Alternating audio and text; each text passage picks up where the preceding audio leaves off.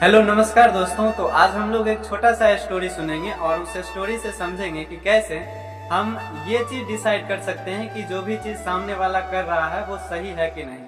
तो इस स्टोरी को ध्यान से सुनिएगा, तब जाके आपको इस तरह के निर्णय लेने में बहुत ही सहूलियत होगी। तो आइए शुरू करते हैं। एक समय की बात है, एक केकड़ा होता है और वो समुद्र के किनारे आराम से उछल पुछल कर रहा होता है। जब वो समुद्र के किनारे चलता है तो उसके पैरों के निशान चलते हुए उसके पीछे बनते जाते हैं, और वो पीछे घुरकर जब अपने पैरों के निशान देखता है तो बहुत खुश होता है और खुशी से झूमने लगता है। फिर समुद्र में एक लहर उठती है और वो जो पैरों के निशान थे उसको मिटा दिया जाता है।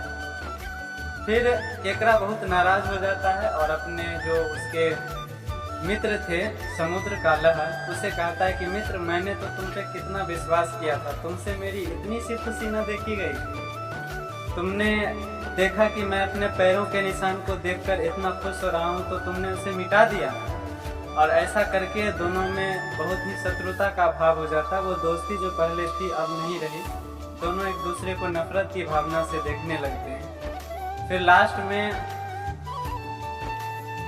एक बार जब मछुआरा बातचीत कर रहा होता है कि आजकल केकड़े नहीं पकड़े जा रहे हैं, तो उनकी बातचीत हो रही होती है तो वो मछुआरे आपस में बोलते हैं।